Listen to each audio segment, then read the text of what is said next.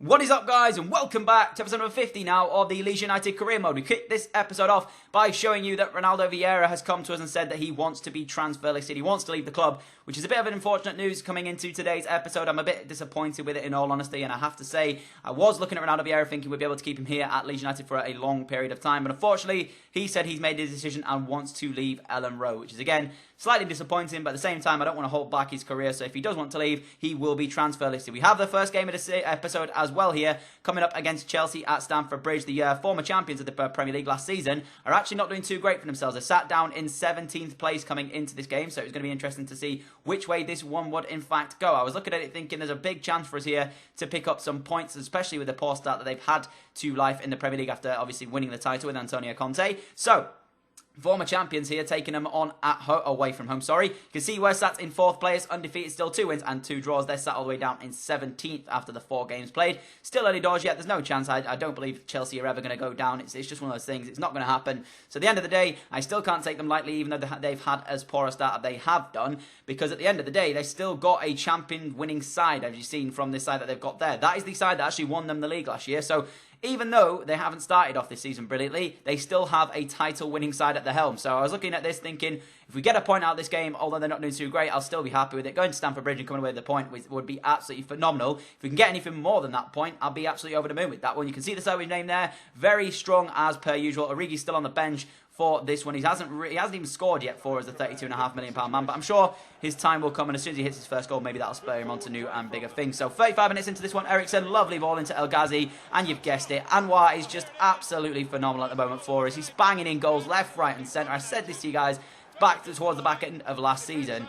I firmly believe that this guy is the guy that's going to take us to the next level. And at the moment, we've kicked off this Premier League season, and he's absolutely running teams ragged. He's banging them in left, right and centre, and just loving life here at Ellen Road. But at the time, this is one of the things I've got to sort of contemplate now. You guys left me some comments saying, which am I going to choose out of Remy and Origi? I don't even know. Because right now, when Remy's in the side, Anwar seems to be playing to the point where he's banging him in. But then as soon as Origi comes into the side, it seems like it all goes a bit pear-shaped. I don't know if it's the fact of me trying to get Origi's first goal, or if me just not really, paying attention to the runs being made. But Remy just seems like at the moment, he's working so well with Anwar El Ghazi. So I don't really know what to do in terms of swapping and changing them both. But we almost score the goal of the series so far with Christian Eriksen there. An absolute rifle. As soon as he brought it down, I was thinking about hitting it, and I just did, and it came back off the bar, and I couldn't believe it. At the time, I was thinking, I cannot believe that this has just happened to me.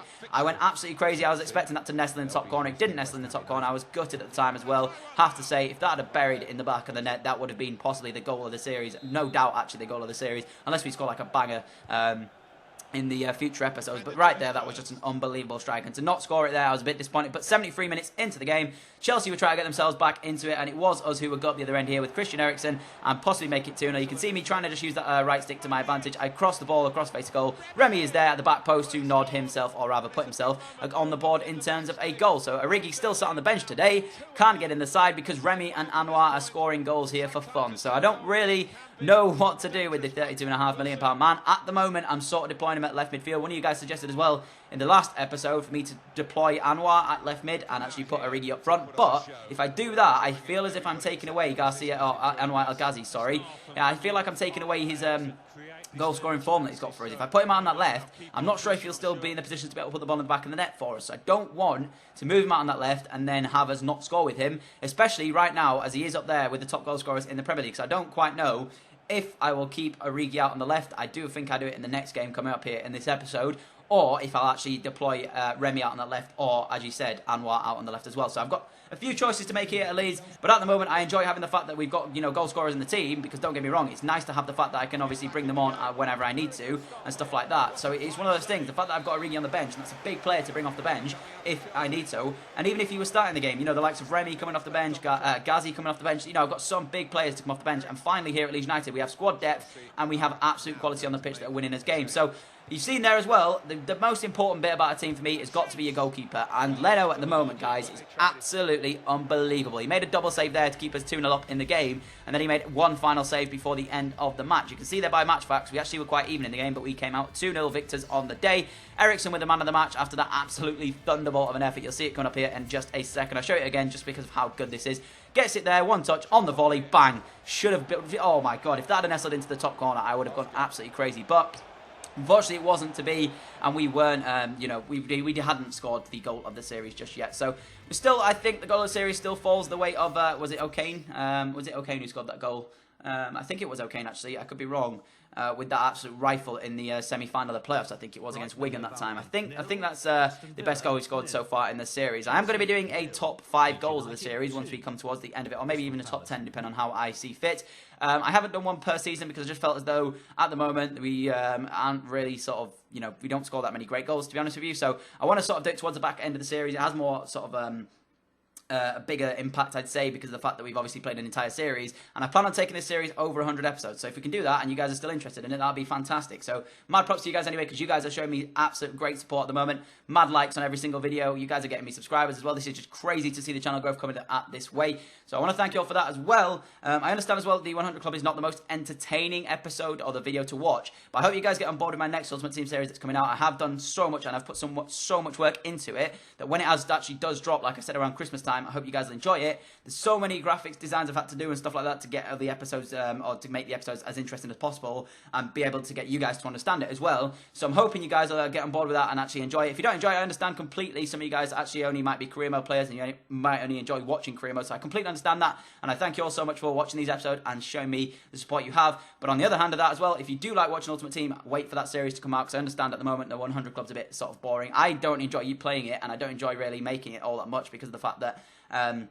it is on my main account and stuff like that, so I am a bit bored about record at the same time. But the thing is, I sort of have to keep doing it until I can get my series ready for you guys to drop. And at the moment, I can't do it just yet because there's still some work to go into it and stuff like that. So for now, I didn't want to leave you out anything to do with all my team, so that's why the 100 Club is there. Maybe I'll stop it sooner than we hit 100 goals. Who knows? I'll just have to wait and see when I can get the first episode of this new series out. But yeah, like I said, I hope you guys enjoyed that. And when you do, if you do enjoy it, let me know by leaving a comment as well. I actually put my Twitter in the description during this video as well, because I've actually got a Twitter account, but I actually weren't using it too much. But now I've actually used it to sort of more, I guess, a bigger extent.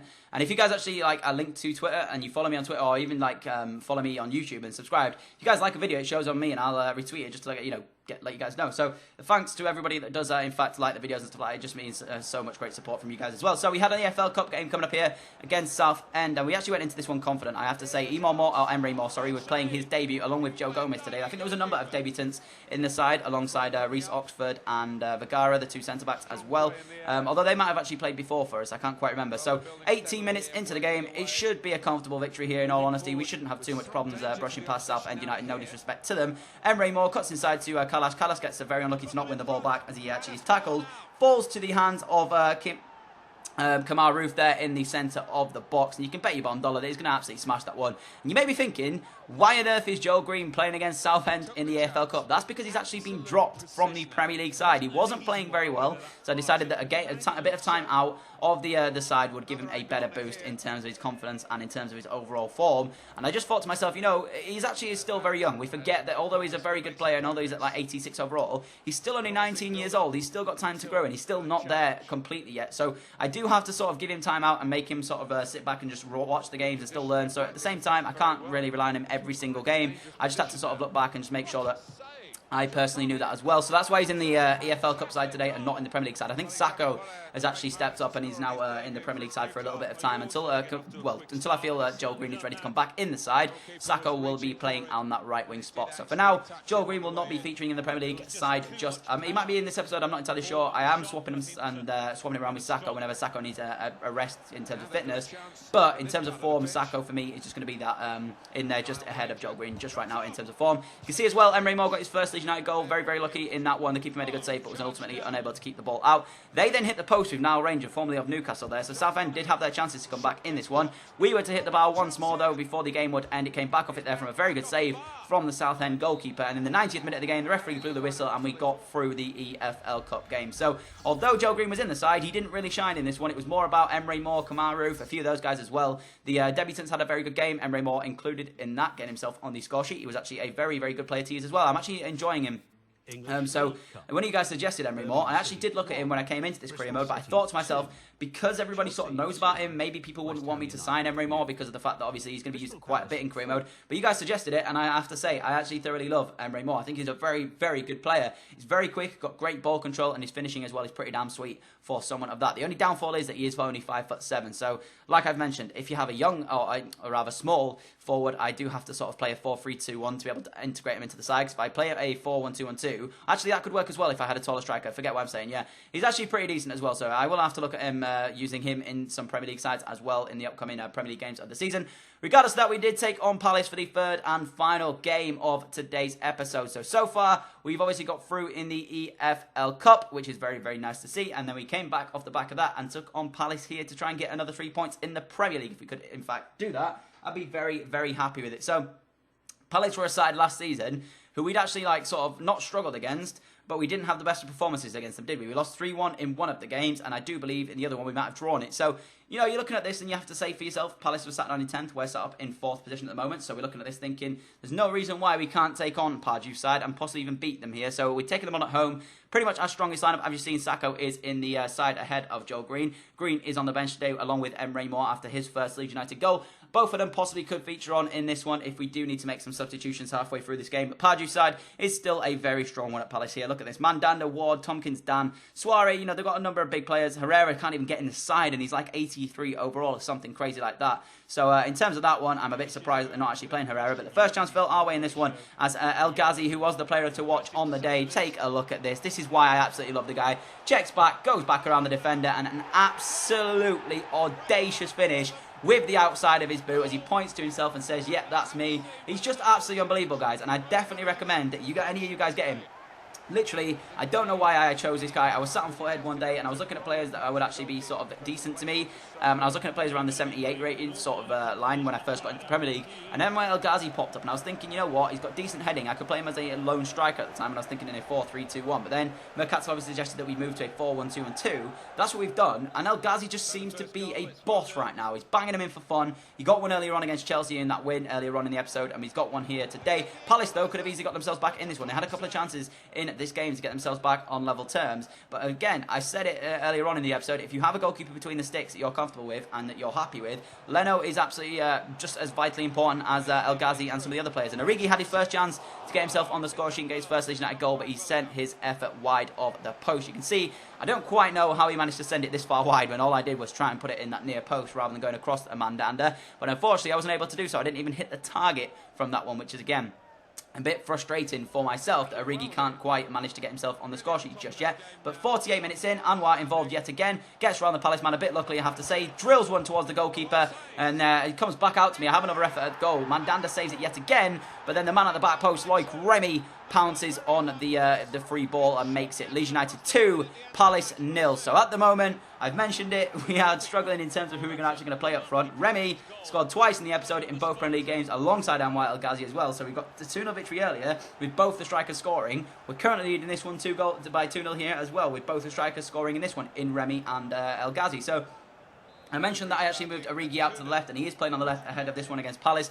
And Palace did have a chance later on in the game as they sent up, I do believe, Mandanda out. But the corner was really weak in the end. I throw the ball out to Sacco, who's actually injured. And this seems to happen to me quite a bit. When I'm on the run here and I can't quite make it, I don't quite know what the effort was from me. I should have absolutely just buried that one. And I didn't bury it, and it goes straight into the hands of Mandanda. So I was very frustrated with myself that I could have had a third one there. Didn't manage to do it, but the referee would blow his whistle there pretty much straight after Mandanda threw the ball out to give us the victory in this one. 3 points on the board. So at the moment, 3 victories in today's episode, all 2-0 wins actually, coincidentally. So a bit of a surprising episode, that one. But as you saw, we absolutely dominated Palace there. They didn't even have many shots. I think they had 1 shot in the entirety of that match. So very good performance, personally, from me, but also from the team as well. And when Leno was called upon, it can be very boring as a goalkeeper to have to stand there and only save 1 shot the entire match. But if he gets that in at the end of the day, we are in trouble, and they come back into that game. So we thankfully didn't let it in, and that's what I want from a goalkeeper. The fact that Leno comes into the side and he's as good as he is very, very good. He's saved me a couple of times recently in recent weeks, and at 88 rated, he is a solid goalkeeper. And the thing is, we didn't even pay a penny for him. We pay his wages, that's it. We didn't even have to pay a transfer fee for the goalkeeper. That's absolutely insane. You can see the league table at the bottom of your screen.